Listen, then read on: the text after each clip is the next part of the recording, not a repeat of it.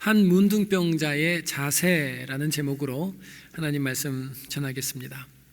여러분, 자세는 굉장히 중요합니다. 설교자는 강단에 서서 이렇게 딱 보면 오늘 말씀을 정말 들으실 분이 보입니다. 듣기로 작정한 분들은 눈빛이 다르고요. 저를 보고 있다고 듣는 건 아닌 것 같아요. 저를 보고는 있지만 생각은 집에 있는 냉장고 안에 음식을 생각할 수도 있고, 그러나 자세를 보면 저분은 정말 오늘 결단을 하고 나오셨구나, 하나님 앞에 금방 알 수가 있죠. 우리가 이런 단어를 쓸 때가 있습니다. 저 집안은 돈 때문에 망했어 라는 단어를 쓸 때가 있어요. 저 집안은 돈 때문에 망했다. 가난할 때는 행복했는데 돈을 벌더니 저렇게 불행하게 됐다, 이렇게 얘기합니다. 그러나 돈은 중립이에요. 돈 자체가 우리를 그렇게 만들지 못합니다. 중요한 것은 그 집안 사람들이 원래 자세가 나빴던 겁니다. 원래 자세가 나빠서 망가진 건데, 가난할 때는 그 자세가 밖으로 드러날 수 있는 기회가 없었던 거예요. 그러나 돈이 우리에게 왔을 때 자세가 나쁜 것이 힘을 갖고 났을 때는 밖으로 드러나게 되는 겁니다. 똑같이요, 우리가 어떤 분에게 어떤 자리를 주고 권한을 줬을 때 힘이 없을 때는 겸손할 수 있지만 힘을 가졌을 때는 교만할 수도 있습니다. 그 말은 겉으로 보기에는 힘이 없었기 때문에 그 마음속에 있는 자세가 밖으로 드러날 수 있는 기회가 없었던 거예요. 그런데 힘이 주어지고 날 때 원래 가지고 있던 그 근성이 그대로 밖으로 드러나죠. 힘을 갖게 됐을 때는 표출이 되기 때문에 그래요. 그래서 우리는 인생을 살면서 정말 소중하고 중요한 것이 뭐냐면 바로 이 태도와 자세입니다. 하늘에서 소낙비가 쏟아집니다. 폭포수처럼 비가 순간 쏟아지는데, 그 많은 비가 쏟아질 때에 우리 물 항아리를 하늘로만 향하고 있으면, 항아리의 자세가 하늘이면 가만히 있어도 그 물들이 전부 다 채워지게 되죠. 그러나 그 항아리가 아무리 크다 할지라도 그것이 땅을 향하여 엎어져 있으면 그 수없이 내리는 그 많은 물줄기가 아무 상관이 없어집니다. 만약에 그 소낙비를, 그 물줄기를, 폭포수 같은 물줄기를 하나님의 복과 은혜라고 가정을 한번 해보십시오. 하늘에서 수많은 은혜와 복이 쏟아지는데 자세가, 하나님을 향하는 자세가 잘못되어 있어서 땅을 향하고 있다면, 그냥 자세 하나만 그렇게 향하면 그 은혜와 복이 다 그릇 사이즈마다 넘치도록 채워질 텐데, 자세가 좋지 않아서 가만히 자세 하나만 가지고도 받을 수 있는 복과 은혜를 상실하는 경우는 굉장히 많습니다. 그래서 우리는 인생을 살면서 무엇보다도 중요한 것은 자세예요. 자세가 실력입니다. 자, 오늘 이 본문 말씀이 바로 그 얘기를 합니다. 주님 앞에 나온 수많은 사람 중에 오늘 마태복음 첫 번째 기적으로 산상수훈이 7장까지 해서 끝납니다. 5장부터 시작됐던 산상수훈이 끝나고 바로 첫 기적이 바로 오늘 한 문둥병자의 기적이에요. 이 기적을 통해서 예수님께서는 우리에게 신앙인의 바르고 건강한 자세를 이 안에 숨겨놨어요. 자, 그러면 하나님께서 복을 주실 수밖에 없는 이런 자세는 어떤 자세일까? 한번 함께 본문 중심으로 한번 찾아가 보도록 하겠습니다. 첫 번째로 이 한 나병 환자가 가졌던 자세는 첫 번째 몸의 자세예요. 몸의 자세는 사모함이었습니다. 사모함.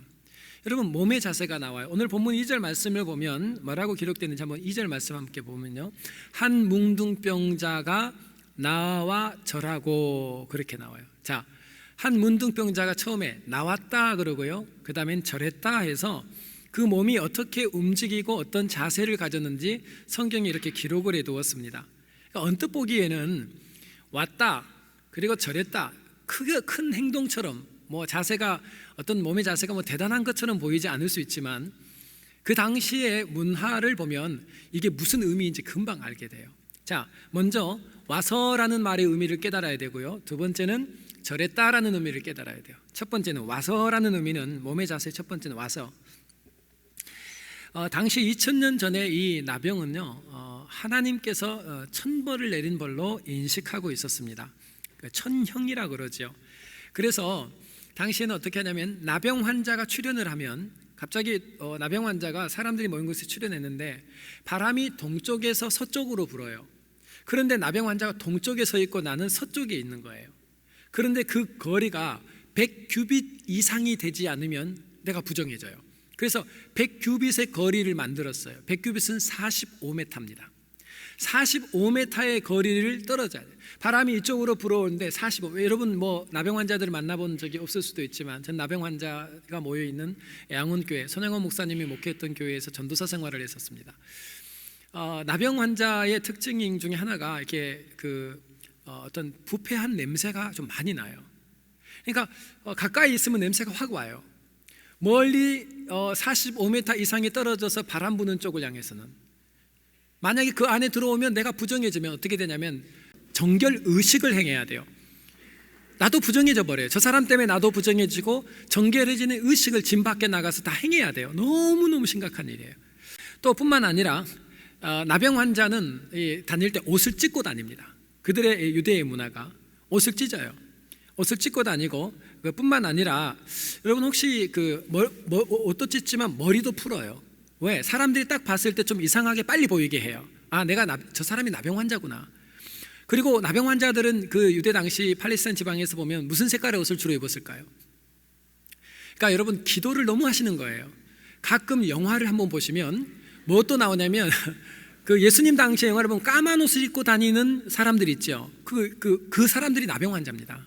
나병 환자들은 까만 옷을 입고 그리고 이제 머리도 풀고 옷도 찢고 다녀요. 그러니까 겉으로 봤을 때 머릿속에 저 사람이 나병 환자구나를 시각적인 것으로 빨리 알게 하려고 그래요. 그래서 그 거리를 유지하지 않으면 내가 부정해지고, 부정해지면 복이 없잖아요. 저주가 오잖아요. 그러니까 빨리 정결 의식을 행해야 되는 것을 해야 되기 때문에 유대인들이 스스로 그것을 빨리 확인하기 위해서 이들은 머리도 풀고 옷도 찢고 까만 옷을 입고 다니게 됩니다. 거리를 두고.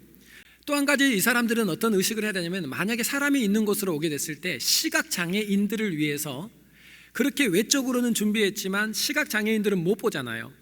못 보니까 어떻게 하냐면 나는 부정하다 나는 부정하다 걸으면서 이 얘기를 해줘야 돼요. 그러면 그 소리를 들었을 때 시각장애인들은 지금 나병 환자가 가까이 있구나 하는 걸 알고 그 거리를 유지하게 됩니다. 만약에 이 부분에 대해서 어기게 됐을 시에는, 가만 보니까 동쪽에서 서쪽으로 바람이 부는데 동쪽에 나병 환자가 한 10m 거리에 있고 내가 여기 있다. 근데 나병 환자예요. 근데 부정하다 하지 않고 모든 태를 내지 않다가 걸리면 바로 돌을 들어서 그를 쳐 죽일 수 있습니다. 자, 오늘 이 본문에서 와서라는 단어가 있어요. 지금 이 한 문둥병자가 예수님께 올 때에 뭘 걸고 온 거예요? 지금 어려워요? 뭘 걸고 온 거예요? 목숨을 건 겁니다. 만약에 자신이 그 모든 제스처를 하게 되면 자신은 예수님 앞에 못 와요. 그런데 보세요. 마태복음 8장 1절 말씀을 한번 보면 예수님이 혼자 있지 않았던 것을 성경에 기록을 해놨어요. 함께 시작. 예수께서 산에서 내려오시니 허다한 무리가 쫓으니라. 지금 예수님 주위에는 누가요? 무리들이, 그것도 조금이 아니라 많은 무리가 예수님 주위에 포진되어 있어요. 자, 이 사람들을 뚫고 예수님 앞에까지 가거든요. 그런데 가면서 부정하다 그러면 절대 못 갑니다. 돌로 바로 찍죠. 왜? 너무나 가까운 거리를 오기 때문에. 지금 우리가 뭘 예측할 수 있냐면 와서라는 이 한 단어가 이 사람이 자기가 부정하다고 얘기하거나 자신을 태내지 않고, 안 그러면 예수님을 못 만나니까 뭘 걸고, 목숨을 걸고 예수님 앞에 나왔다는 얘기예요. 이 사람의 몸의 자세가 뭡니까? 사람들이 장애물이에요. 오늘 예수님을 만나러 오는데 주님을 만날 수만 있다면 뭘 걸었어요? 목숨을 담보로 하고 예수님께 나올 만큼 예수님을 사모했습니다. 여러분, 우리가 예수님 앞에 나올 때 기적의 재료가 뭐예요? 이 나병 자체가 장애였어요. 예수님께 나아가는. 그러나 이 나병이 예수님께 나아가는 동기도 됐어요. 그리고 이 나병이 기적의 재료가 됩니다. 우리가 만나고 있는 수많은 장애들이 있지요. 뭐냐면 법에 의해서 사람들이 장애가 된 거예요. 율법 때문에 사람들이 장애가 돼서 예수님 앞에 못 가요. 여러분, 참 제가 가슴 아픈 게 뭐냐면 오늘 우리 이 예배를 나오는 여러분의 마음속에 생명을 담보로 하고 주님 꼭 만나야지 하는 그 열렬하게 사모하는 마음으로 나오셨습니까? 참 심각한 질문이에요. 제가 최근에 듣는 얘기예요. 통화를 해봐도 교회를 떠나시겠다는 얘기를 해서 물었어요. 왜 떠나십니까? 무슨 문제가 있었습니까? 나를 뒤에서 모함하는 사람, 욕하는 사람이 있는데 그 사람이 항상 그 체프를 제일 앞에 앉아서 손을 들고 찬양을 한다는 거예요. 꼴 보기 싫은 거예요. 예배를 나오기 싫은 거예요. 사람이 장애물이 됐어요. 사람이 장애물이.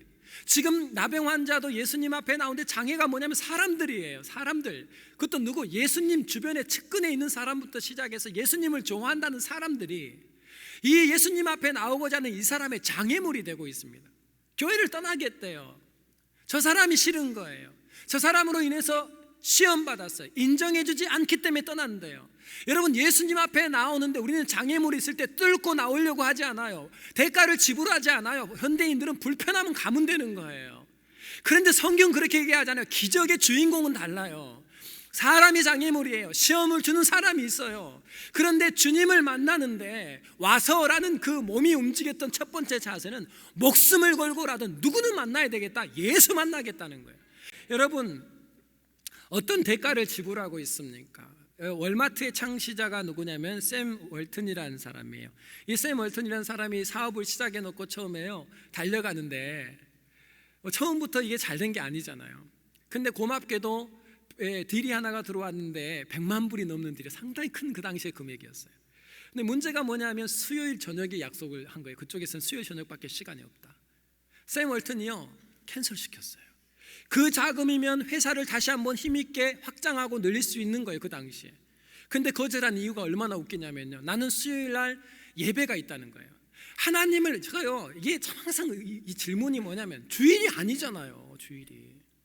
근데 당신이 하나님을 만나는 예배 시간으로 수요일을 정했다는 거예요.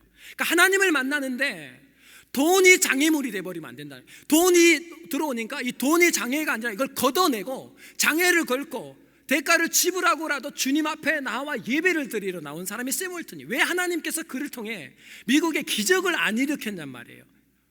하나님이 누구를 찾으실까요? 우리는 돈이 조금만 된다면 하나님 만나는 걸 뒤로 내버려요.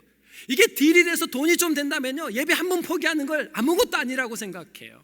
그런데 누가 진짜 역사의 기적의 주인공이냐면 오늘 예수님을 만나는데 건 게 있어야 돼요. 희생이 있어야 돼요. 예배는 sacrifice예요. 내가 무언가를 하나님 앞에 희생하는 게 있어야 돼요. 얼마나 많은 주님을 만나는 장애가 있습니까? 돈이 장애가 될 때가 있고요, 비즈니스가. 어떨 때에는 사람이 장애가 될 수도 있고요, 어떨 땐 거리가 장애가 될 수도 있잖아요. 그런데 이 모든 것들보다 이 장애를 뚫고 나올 수 있는 이유가 뭐냐면 주님만 만날 수 있다면 사모하는 마음. 이게 바로 이 나병 환자에게 있었어요. 그런데 보세요, 와서라는 말은 그거고, 두 번째 자세가 나와요. 와서 가만히 있지 않고 꿇어 엎드려. 여기 우리 본문에는 마태복음이 절했다 그랬어요. 마가복음에는 꿇어 엎드려로 나와요. 좀 자세히 표현을 했어요.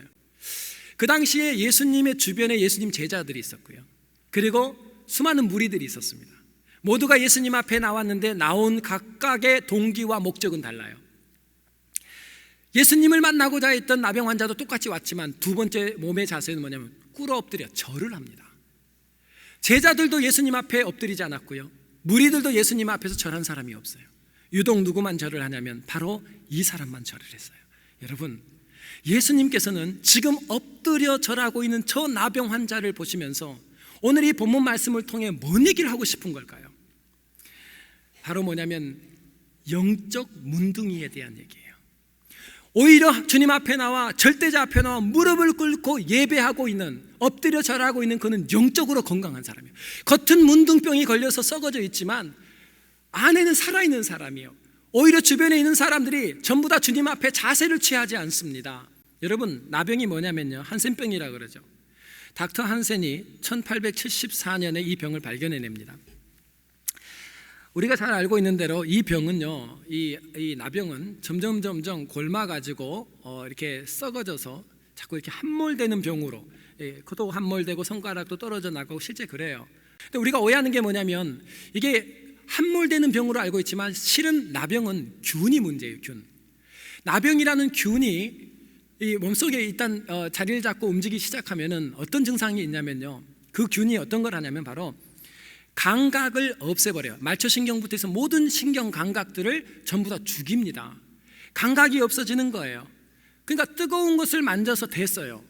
뜨거운 걸 만져서 대니까 된 부분이 어떻게 할까요? 염증이 생겼을 거 아니에요. 됐는데 된 줄을 몰라요. 감각이 없기 때문에 됐는데 된 줄을 모르니까 그 부분이 염증이 생겼는데 모르는 거예요. 그 염증으로 이 나병균이 썩고 이렇게 함몰되게 만드는 게 아니라 다른 균이 들어와서 이걸 썩게 만드는 거예요. 근데 썩는데도 몰라요. 왜? 안 아파요. 느낌이 없어요. 이 균이 무감각하게 만들어 버립니다. 그래서 결국은 우리가 예를 들면 코 같은 경우도 왜 함몰되냐면, 이 코도 우리가 코를 풀 때 이 손에 어느 정도의 감각이 있으면 이렇게 살짝 잡고 해도 되잖아요. 근데 이걸 감각이 없으니까 어느 정도 세기를 하는지를 몰라요. 이 손도 감각이 없고 여기도 감각이 없어요. 그러니까 이걸 얼마나 세게 잡는지, 이게요 기스가 나고 상처가 나고 이렇게도 몰라요. 예전에는 거울이 없었잖아요. 지금은 다들 자기들을 보니까 좀 낫지만, 그러니까 이게 기스가 나고 이미 거기가 균이 들어가고 이렇게 부패가 되고 있음에도 모르는 거예요. 그래서 모든 몸들이 썩어져 가는 겁니다. 그래서 아프리카에서는요, 그 당시에는 그랬다 그래요. 이 나병 환자들이 누워 있는 곳에 새나 들쥐들이 와서요 손가락을 이렇게, 왜냐하면 골마에 있기 때문에 와서 이렇게 먹는답니다. 여러분, 우리가 와서 우리 손가락을 만약에 개만 핥아도 우리 벌떡 일어나잖아요. 뭐가 핥으면 놀래가지고. 근데 감각이 없으니까 가만히 이걸 다 파먹는 거예요. 그러니까 그 파먹는 곳으로 더 많은 균이 들어가고, 그래서 점점 손가락이 다 떨어져 나간 증상이 생겨요. 여러분, 나병이 무슨 병이라고요? 감각을 못 이게 해요. 지금 이 나병 환자는 엎드려 절해요. 우리 육신의 눈으로 봤을 때는 온몸이 썩어 있는 사람이에요. 그런데 예수님의 눈으로 봤을 땐 달라요. 자기를 하나님으로 대해준 유일한 사람이에요. 남은 사람들은요 전부 다 왔긴 왔지만 엎드려 절한 사람이 없어요. 여러분, 나병은 어떤 병일까요? 이 나병은 바로 지금 내 영혼이 감각이 없어짐에도 불구하고 알지 못하고 있는 이 나병 환자가 아닌, 실제는 주변에 있던 수많은 예수님 주위의 무리였어요. 여러분, 이건 어떤 병이에요? 성경을 읽지 않는데 배고픈 줄을 몰라요. 성경을 읽지 않는데도 내 영혼이 말라가는 것을 느끼지를 못해요. 갈증도 느끼지 못해요. 기도를 안 하는데 호흡에 아무 장애가 없어요. 기도 생활을 안 하는데도 불구하고 장애가 없어요. 왜요? 영적으로 마비돼 가요. 감각을 점점 잃어가요. 이게 영적 나병이에요. 오늘 예배하는 이 나병 환자가 진짜 나병이 아니에요. 이 몸의 자세를 보면 그는 주님을 예배하고 있어요. 그런데 지금 예배를 드리지 않아도 그 마음의 평강, 기쁨, 아무 살아가는 데 지장이 없어요. 왜? 감각을 잃어버린 거예요. 찬양을 드리지 않아도 내 인생에 아무 문제가 일어나지 않아요.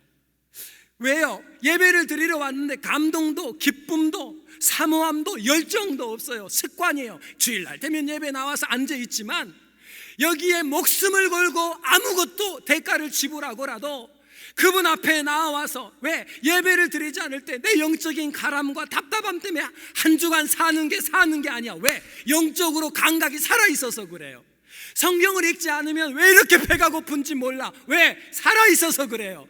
기도를 안 해도 아무 일이 일어나지 않고요. 성경을 보지 않아도 배고프지 않아요. 호흡에 장애가 없어요. 왜? 영적 나병이 들어서 그래요. 오늘 주님이 고발하는 게 뭡니까? 이 얘기를 하는 거예요. 치장하고 나왔지만 우리의 겉모습은 나병은 없지만 현대인들 속에 하나님 만나는데 목숨 걸고 나온 사람이 얼마나 있어요. 내가 돈을, 장애물인 이 돈 내려놓고라도, 거리를 거절하고라도 나를 방해하는 예배에 주님을 만나게 하는 수많은 사람들을 전부 장애물을 뚫고 나와서 주님 앞에 엎드린 바로 이 나병은 진짜 나병 환자가 아니에요. 여러분, 예배에 나와 있지만 우리 마음에 감동이 있냔 말이에요. 여러분, 내가 영적으로 느끼냔 말이에요. 하루 종일 기도 한마디를 안 해도 살아가고 있다면, 근데 아무것도 느껴지지 않아요. 숨을 쉬는데 장애가 없어요. 뭔가 불편함을 느끼지를 못해요. 왜? 영적 나병에 감각을 잃어가는 균이 몸에 퍼져 있기 때문에. 나만 장군이 아람 군대 장관입니다. 나병이 들었습니다. 엘리사를 만나러 옵니다. 엘리사가 안 나갔어요. 게하시라는 종을 보냈어요. 그리고 가서 요단강에 모욕해라 그랬어요.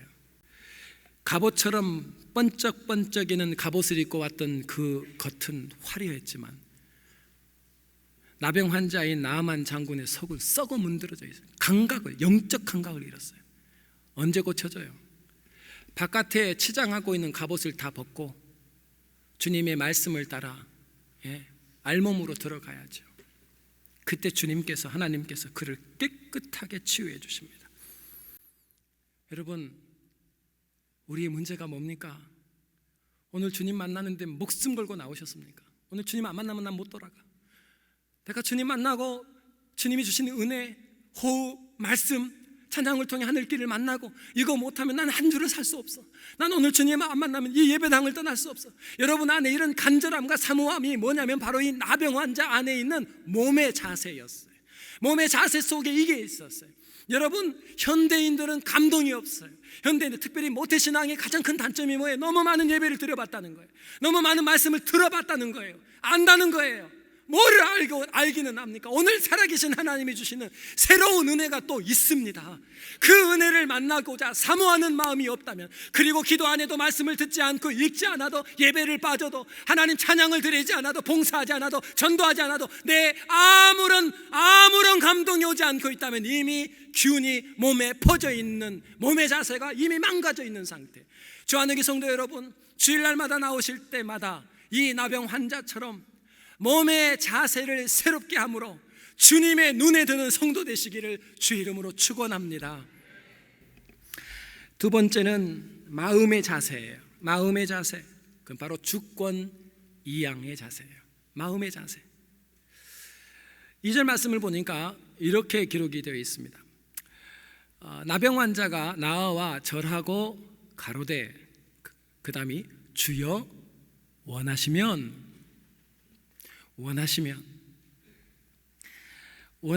깨끗게 할 수 있나? 원하시면. 여러분, 나병 환자 지금 이렇게 기도하면 안 돼요. 지금 나병 환자가 얼마나 절박합니까? 이게 사람 사는 겁니까? 목숨만 살았지 사람 대접 받습니까? 이게 사람 사는 겁니까? 이제 목을 걸고 주님 앞에 나와 절을 했으면 고쳐주세요 해야죠. 근데 뭐라고 그래요? 원하시면. 말은 원하지 않으시면 안 해도 돼요. 당신의 뜻이 있냐는 거예요. 여러분, 기도 응답의 여부가 자기 중심으로 자기 입장에서 자기 상황에서 요구하지 않고, 내 상황은 절박해요. 내 상황은 너무너무 급해요. 근데 기도 응답이 나의 상황의 기준이 되지 않고 뭐라고요? 당신의 뜻이 기준이 되어야 합니다. 원하시면. 여러분, 얼마나 다른지 몰라요. 나의 간절한 기대와 소망, 나의 이 엄청난 갈급한 상황, 이 문둥병이라는 상황, 주여 꼭 고쳐주셔야 합니다. 이게 아니에요. 보통 사람이 아니에요. 원하시면. 자기의 소원은 필수적인 예수님의 행위의 동기가 되어서는 안 된다는 고백이에요. 여러분, 우리는 어떻게 합니까? 우리는요, 절박합니다. 그래서 하나님 앞에 나와서 필요한 것을 얘기를 해요. 그게 안 들어주면, 내 때에 안 오면 우리 그때 뭐라? 의심이 시작돼요. 당신이 나를 사랑하십니까? 원망이 시작돼요. 우린 자꾸 낙심을 해요. 그런데 이 사람의 수준이, 아버지, 주님, 내가 얼마나 지금 급한 상황인지 아시죠? 그런데 내 상황과 내 형편이 하나님이 움직이시는 기준이 되면 안 됩니다. 원하셔야 됩니다. 아버지의 뜻이 무엇입니까? 아버지의 뜻대로 해주십시오. 이게 기도예요. 이 나병 환자 너무너무 멋진 사람이에요. 내가 원하는 것은, 내가 원하는 것, 내가 소원하는 것, 나의 꿈, 나의 절박한 상황이 주님이 움직이는 행위의 동기가 되어서는 안 됩니다. 멋집니다. 그래서 주님이 원하시면, 나의 절박한 문제, 나의 경제적인 상황, 나의 육체적인 건강, 질병의 문제, 얼마나 수많은 문제가 우리 앞에 있습니까? 우리는 어떻게 기도하냐면, 하나님 이거 고쳐달라는 게 우리 기도예요. 그런데 혹시 이 질병 가운데 아버지의 혹시 뜻이 있습니까? 아버지 원하는 또 다른 사연이 있습니까? 그거 이루어 주십시오. 아버지의 뜻, 아버지가 원하는 것, 아버지 원하지 않으면, 나병 환자 뭔 말이에요? 나 이대로 썩고 움막에 들어가서 공동생활하다가 사람들로부터 격리되어 살다가 가도 괜찮다는 거예요. 그러나 원하시면이에요. 그분의 뜻이 있으시면 자기의 원하는 방식으로 모든 일들을 집행하려고 하지 않고 주님의 마음의 결정을 따라 모든 일들이 집행되기를 원합니다. 참 멋집니다. 이런 분들이 몇 분이나 계실까요? 이런 분들 만나면 주님 신나지 않겠습니까? 그래서 여러분, 소원이 바뀔 수 있는 여지가 있어야 신앙이에요. 무슨 말이에요? 내가 소원이 있어요. 그런데 주님 앞에 나오면 내 소원만을 강요하고 내 소원을 이루어주시면 좋은 신, 내 소원을 잘 이루어주시지 않으면 나쁜 신, 기준이 나의 소원과 나의 형편과 나의 갈급한 상황이 기준이 돼. 이래서 맨날 생기는 게 뭐냐면 갈등이 생기고, 맨날 시험에 들고, 맨날 낙심이 오고, 맨날 좌절이 돼요. 그런데 이 문둥병자는 달라요. 아니라는 거예요. 아닙니다.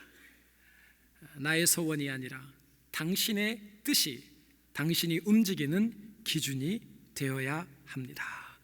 여러분, 나병 환자가 예수님께 나와서 불렀던 호칭이 뭐라고 그래요? 2절에 보니까 주여 그래. 주여 그럽니다. 주여 원하시면. 주여라는 말은요, 퀴리오스라는 헬라어 단어를 사용합니다. 히브리 말로는 아도나이라는 단어입니다. 하나님을 아도나이라고도 표현해요. 엘샤다이, 많은 이름들이 있지만 아도나이, 이 아도나이의 뜻이 강조하는 게 뭐냐면 주인이라는 뜻이에요. 그러니까 그 많은 여호와라는 이름도 있고 하나님의 이름이 굉장히 많거든요. 그런데 아도나이 하나님이라고 부르면, 퀴리오스라고 이렇게 부르게 됐을 때는 뭘 강조하냐면 주종 관계를 강조해요. 당신은 나의 주인이고 나는 당신의 노예입니다라는 뜻이에요. 자, 이 퀴리오스라는 단어를 사용할 때는 세 가지가 그분에게 있다는 뜻입니다. 그 당시에 그게 뭐냐면 결정권, 그 다음에 소유권, 그리고 선택권이에요. 이 모든 것들이 당신 것입니다. 노예는 소유가 없어요. 소유가 없어요. 절대 소유를 가질 수가 없어요. 그래서 주여라고 하는 이 말은 뭐냐면 내 인생의 주인이 당신이십니다라는 주권 이양을 말해요. 누가 진짜 하나님 앞에서 참된 신앙생활하는 사람일까요? 내 거 이루기 위해서 교회 나왔지만 처음에는, 지금은 그렇게 못 살아요. 주여 원하시면, 원하지 않으시면 이 나병이라는, 아니면 질병이라는, 혹은 이 상황을 통해서 주시고자 하시는 하나님의 뜻과 섭리를 만나게 해주십시오. 목적은 뭐냐면 지금 내가 만나고 있는 이 상황에 대한 변화가 아니라 이 상황을 통해서 들려주시고자 하시는 당신의 선하신 뜻을 이루어달라요. 마태복음 7장 21절을 보면요, 주여 주여 우리가 주의 이름으로 선지자 노릇을 하고 내가 귀신을 쫓아내고 많은 능력을 행치 않았나이까, 뭐 이런 얘기를 했어요. 그때 주님이 나니 모른다 그래요. 여기서 주여 주여가 퀴리오스입니다. 퀴리오스예요. 무슨 말이냐면 당신에게 나의 주권을 이양했다는 뜻입니다. 그런데 왜 주님이 모른다 그랬을까요? 내가 선지자 노릇했고, 내가 병을 고쳤고, 내가 가난한 자를 도왔고, 내가 귀신 쫓았고. 주인이 누구예요? 주어가 나예요. 주권 이양이 되지 않는, 입술로만 주여 주여 하는 사람이 있다는 거예요. 근데 아니에요. 혹시 영화 중에 늑대 소년이라는 그런 영화가 있었습니다. 한국 영화. 근데 그 마지막에 저에게 주는 교훈이 하나 있었어요. 이 늑대 소년이 뭐 유전자가 뭐가 잘못됐는지 모르지만 갑자기 늑대로 이렇게 변합니다. 자기가 이렇게 흥분을 한다든지 아니면 뭐 어떤 상황이 됐을 때 늑대로 변하면 괴력을 발휘하죠. 근데 한 소녀를 만나게 되고, 이 소녀를 이 늑대 소년이 이렇게 아마 그 마음 가운데서 연모하게 되죠. 이 소녀가 이 늑대 소년을 훈련시킬 때 개처럼 합니다. 개에게 먹이를 주면 먹어, 그럼 먹고요. 싹 그러면 안 먹어요. 그리고 일어서면 일어서고 앉으면 앉아요. 그렇게 훈련을 시켜요. 그러다가 무슨 사건이 터져가지고 이 소녀가 이 집을 잠깐 떠날 줄 알고, 잠깐 떠나는 줄 알고 그 늑대 소년한테 한마디를 해놨죠. 뭐라고 얘기했냐면 기다려 곧 올게. 기다려 곧 올게. 영화 끝자락에서요, 할머니가 됩니다. 이 사람이 47년이 지납니다. 그 소녀가 할머니가 돼가지고 자기가 그 늑대 소년과 함께 잠깐 있었던 그 집을 방문하죠. 근데 그 집에 영화 끝에 누가 있었어요? 분들 얘기해봐요. 그 소년이 누구를 기다렸어요? 그 할머니를 할머니가 아니죠. 그 당시에 그 소녀를 기다렸어요. 47년 만에. 곧 올게, 기다려 곧 올게. 뭐예요? 나에게 욕망이 없는 게 아니에요. 나에게 욕심이 없는 게 아니에요. 그런데 주권 이양된 거, 이게 바로 기다려. 그러면 기다리는 거예요. 결정권이 내게 있지 않아요. 선택권이 내게 있지 않아요. 내가 움직일 거냐 움직이지 않을 거냐, 먹을 거냐 말 거냐, 이 나의 삶의 모든 선택과 결정권을 그분에게 이양했다가 퀴리오스라는 단어입니다. 왜 예수님이 이 나병 환자에게 이렇게 열광했을까요? 열광을 합니다. 이유가 뭘까요? 예수님이 이렇게 살았거든요. 예수님께서 십자가에 못 박혀 돌아가시기 전에 체포될 때에 베드로가 칼을 들어서 말고의 길을 잘라냅니다. 그때 예수님 하신 대사가 있었어요. 그 대사가 뭐냐면, 내가 지금 12영이나 되는 천군을 부를 수 없는 줄 아냐고 물어봐요. 여기서 12영이라는 단어가요, 헬라어로 군단이라는 단어입니다. 군단. 군대 숫자입니다. 군단. 당시 한 군단은 6천 명입니다. 6천. 그러면 12군단의 1000군이면 얼마나 많은 숫자입니까? 내 한마디에 12군단의 천사들이 내려와서 나를 보호하고 모든 일을 할 수 있다는 거예요. 안 한다는 거예요. 이유는 아버지가 원하시는 그 뜻 십자가를 이루어 드리기 위해 나의 주권을 누구에게? 아버지께 이양했다는 거예요. 이양했다는 거예요. 이 예수님의 삶이었거든요. 십자가를 짓는데 겟세마네 동산에서 뭐라고 그래요? 하실 수만 있다면 이 잔을 내게서 옮겨달라는 건 누구예요? 나의 욕심이에요. 나의 원함이에요. 이 문둥병자도 원함이 있었어요. 그런데 그거보다 뭘 앞세워요? 나의 원함과 나의 절박함보다 앞서야 될 것은 아버지의 원대로 하옵소서. 여러분, 몸의 자세는 사모함이었어요. 마음의 자세는 주권이양이에요. 오늘 무슨 사건이 내 인생에 일어나든 그 사건 속에서 문제 해결 자체를 목적 두지 않고 아버지 하나님 이 사건 속에 숨겨놓은 아버지의 의미와 꿈과 뜻을 이루어 주시옵소서. 이 마음의 자세에 예수님께서 감동하신 거예요. 여러분의 인생 가운데에 문제가 있을 때, 그 절박한 문제가 있다 할지라도 그 문제 가지고 주님 앞에 나와 기도할 때 여러분의 절박한 문제가 아버지의 뜻보다 앞서지 않기를 바랍니다. 여러분도 아버지의 원함을 먼저 구하고 아버지의 뜻이 이 사건을 통해 내게 이루어지기를 원합니다가 기도 대목되시기를 주의 이름으로 축원합니다. 영의 자세는 바로 예수님을 하나님으로, 전능자로 인정하는 모습이었어요. 자, 한번 보겠습니다. 2절 말씀을 한번 다시 보겠습니다. 한 문둥병자가, 시작. 한 문둥병자가 나와 절하고 가로되 주여 원하시면 저를 깨끗게 하실 수 있나이다 하거늘. 아멘. 자, 절하고 주여 원하시면 마음이 그랬죠. 이제는 영의 자세를 보니까 저를 깨끗게 하실 수 있나이다. 자, 뭐 하나님이시니까 그럴 수 있겠지, 이렇게 단순하게 생각하면 나병 환자의 지금 신앙의 깊이를 전혀 헤아릴 수가 없어요. 그 정도 의미가 아니에요. 자, 나병 환자의 상황으로 또 돌아갑니다. 이 나병이라고 하는 말의 히브리어 단어가 사라라는 단어입니다. 이 사라라고 하는 이 뜻은, 이 신학자들이 말한 뜻은 뭐냐면 붕괴하다, 그리고 습격당하다. 근데 심각한 게 뭐냐면 바로 하나님으로부터예요. 다시 말하면 천형입니다. 하나님께서 버렸다는 뜻입니다. 하나님께서 버린 것이 사라라는 뜻이에요. 자, 하나님으로부터 저주받은 인간인 나병 환자가 뭐라 그래요? 주께서 원하시면 깨끗하게 할 수 있나이다. 무슨 말이죠? 하나님이 결정을 했어요. 그건 천형이에요. 하나님이 주신 저주예요. 하나님이 정의한 것을 번복하고 바꿀 수 있는 분은 누구여야 돼요? 하나님이에요. 절대로 하나님이 정의한 것을 바꿀 수 없어요. 그러나 하나님만이 변경하실 수 있고 번복할 수 있어요. 나는 지금 나병 환자예요. 세상 사람들로부터 완전히 격리된, 그리고 실패자예요. 내 인생은 다 끝났어요. 미래도 없어요. 근데 뭐라고 그래요? 나와 가지고 전능자이신 당신 보고 당신은 하나님이라는 거예요. 이미 나는 나병 환자라는 거예요. 하나님의 받아버린 사람의 대명사예요. 정의예요. 그런데 하나님이 정의한 것을 누구도 못 바꾸지만 번복이 가능한 분은 하나님 자신밖에 없는데, 주여 원하시면 깨끗게 할 수 있나이다. 이 말은 뭐냐면 당신이 누구라는 거예요? 전능하신 하나님이시라는 고백이에요. 자, 그런데 참 저는 우리 주님이 너무 멋있는 게요, 예수님이 고치시는 장면이 나옵니다. 3절을 다시 한번 볼까요? 뭐라고 얘기하신가 봐요. 시작. 예수께서 손을 내밀어 저에게 대시며 가라사대. 자, 손을 내시며 저에게 대셨다라는 표현을 쓰고 있습니다. 여러분, 다시 구약으로 돌아가야 이게 무슨 말인지 알아요. 당시에 유출병 환자, 다시 말하면 피를 쏟는 유출병 환자, 그 다음에 나병 환자나 성병 환자, 이런 환자들을 말할 때 부정하게 되는 법이 있었어요. 아까 제가 말씀드렸듯이 아까 그 여러 가지가 부정하게 되는 법이지만 접촉의 죄라 그래요. 이건 접촉의 범죄예요. 그래서 나병 환자나 유출병 환자와 이렇게 접촉을 하잖아요. 그러면 번짐과 확산의 죄가 돼요. 나는 나병 환자가 아니지만 나병 환자가 앉았던 자리에 내가 앉았다 일어나면 내가 그 나병 환자의 부정이 나에게 들어와요. 그래서 더러워져요. 그래서 나도 모르는 사이에 자꾸 가정에 문제가 생겨요. 재앙이 오고 저주가 와요. 그래서 그걸 빨리 깨닫고 나아가서 정결 예식으로 함께 예배드려야 돼요. 그 예식을 다 해야 돼요.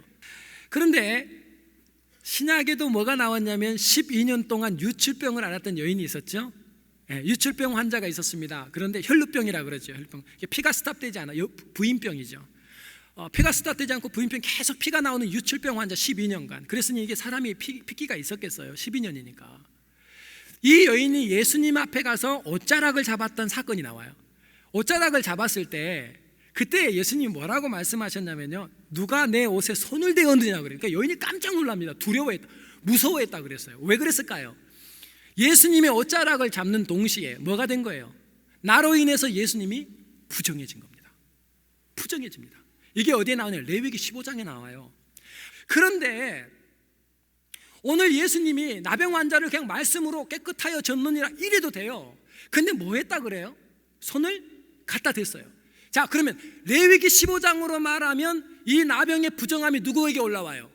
예수님에게 올라와요. 그런데 레위기 15장을 번복하십니다. 하나님이 누구의 믿음대로? 나병 환자의 믿음대로. 하나님이 나를 정의했어요. 천벌이에요. 하나님이 저주 내린 버린 사람이에요.